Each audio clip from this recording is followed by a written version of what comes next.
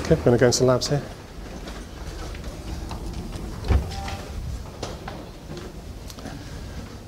So what I'll do first is I'll take you into a lab where we use an instrument to actually find out the sort of nanomaterials and nanoparticles we look at, actually find out what they're made of, which is a critical question. Hello. So this is basically what we call a mass spectrometer, but the essential tool we use to find out what a substance is made of chemically. So when someone designs, say, a new nanoparticle, something to deliver a drug, one of the critical questions is what's the material on the surface and how it's going to interact with the body, and this is the tool we use to find out what that material is made of. Okay, so this whole instrument is actually called a secondary ion mass spectrometer, and it's designed to deliver a beam of ions towards the surface. That's some small particles. As those particles bang into the surface, they fragment off whatever is on our material, and those materials come out and they're put into a mass spectrometer, which basically separates it out and tells us what each one of those components is made of. The reason it's in this sort of in this steel chamber is because we have to do this experiment under vacuum, so we've pulled all the air out. That's so those ions can travel to the surface and hit the surface. But what this does then eventually is it gives us a spectrum, and you can see a spectrum that's coming out here, and basically each little peak corresponds to a particular type of material on the surface, and we can take that information and then map that on a surface and say what material is where, and that's critical in understanding how, for example, coatings of implants interact with our body. So nanotechnology, most people think about it as being very tiny, a small scale, and that's partly what it's about, but it's also, by making something small, it's important we give it a new property, something different. And so nanotechnology is about not only making things small, but actually having a new function. So, for example, we can deliver medicines we wouldn't otherwise not be able to deliver, simply by making it small. So we have to have instruments like this instrument here, which enables us to analyse those nanomaterials, so we can actually understand, when we make these materials, how they're going to work. Just a simple, so nano is basically 1/1,000,000th of a millimetre. So that's so small that we can't use normal microscopes to see that, so you would not be able to see it with your eye, you would not be able to see it with a normal optical microscope. So we have to use very special microscopes, either electron microscopes, which you can see around here, but also something called an atomic force microscope, which we'll see as we go around the lab. And the key for us is how life and biology behaves at that nanoscale, and that means using a whole set of new tools, which we are expert here at Nottingham. My favourite one is the rate your hair grows. So your hair will grow about a nanometre a second. So that's a nice one. Or you can think about another one is if a seagull lands on a big American aircraft carrier, one of those really big ones, and a seagull lands on it, the aircraft carrier will sink by 1 nanometre. So that kind of gives you the idea. It's obviously very, very small. So that's why we need such special tools to understand what things are made of and to visualise.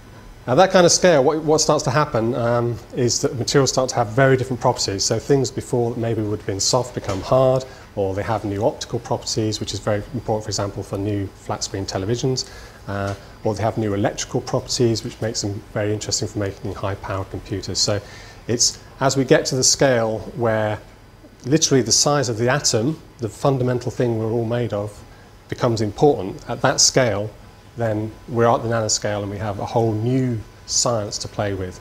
And so it's not about just making things small, it's about giving them that new property as well.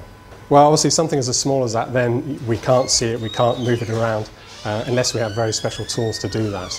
And then we have important things we have to think about in terms of the safety of these things. We can't actually see them, so it's very important that we have measures to control them and understand. For example, if you ingest them or breathe them in, we need to understand what that's going to do. So we're very careful in dealing with these nanoparticles, nanomaterials, because this is a new technology that we are learning as we go forward. So we're going to take you along to a lab where we use the microscopes to visualise the type of nanomaterials we've been talking about.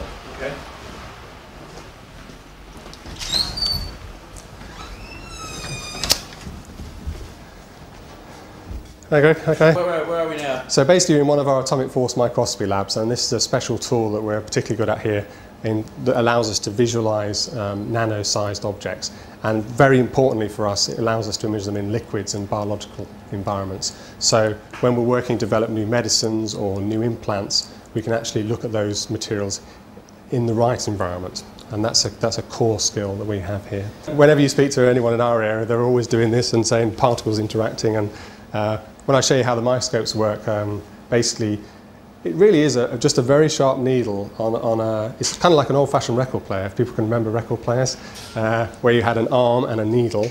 The only thing about this microscope is that the arm is absolutely tiny. It's about a fraction of a millimetre in length, and the little point is now basically got a single atom on the end of it. So when we run that needle over the surface, the image we get, the profile we get, is because that needle is so sharp, we can actually see, for example, things like single proteins. So Greg's actually working on a project with the National Physics Laboratory, where Greg is designing a new type of probe that I was just talking about with the needle, and trying to design one that's better for the kind of work that we do. So this is a collaboration between us and physical sciences, which is something we like to do. Yeah. Actually, this scale is pretty not that small. This is just an optical camera. Okay. But this needle that Greg was talking about, this has the very sharp nano needle behind it. Because nanotechnology is not just about small sizes, it's about small forces or anything that's in the sort of nanoscale. So we actually measure, for example, the forces between individual molecules. So say when two proteins come together, if you think about an antibody, that sort of Y-shaped molecule grabbing something, we can measure those forces. So this microscope here, which actually looks quite small, doesn't look sort of massive or anything, but this has the power to see individual atoms or individual molecules, and it can do it in liquids, which is the key thing for us. So this is an image. I mentioned that we don't always just work with nanoparticles, sometimes we work with even tablets, but it's the structure inside the tablets that's at the nanoscale. And the reason we do that is a lot of modern drugs are very difficult to deliver because they don't dissolve very well.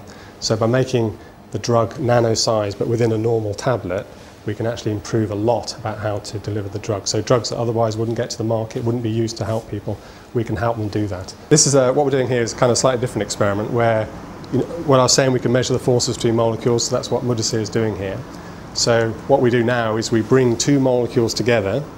So this is nanotechnology at its best. We're taking two molecules, we're bringing them together, we allow them to bind, just as would happen in our bodies, the sort of biological process, and then we pull them apart. And then as we pull those two things apart, in this case it's a vitamin and a protein, as we pull those apart we can understand more about the structures of the things as they bind. And that's one of the big questions in biology at the moment, is trying to understand how molecules recognize and bind each other, and how the structure of those molecules helps us understand that.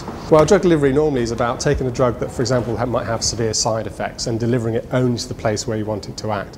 And what that does, for example, if you think about anti-cancer drugs, which have very serious side effects, we think of hair falling out and things like that. If we can deliver the drug only to the place where, for example, the tumour, then we can get rid of those side effects and we can improve the action of the drug. So drug delivery is a very important area. And what in nanotechnology in particular gives us the opportunity to package the drug up in sort of small nanoparticles.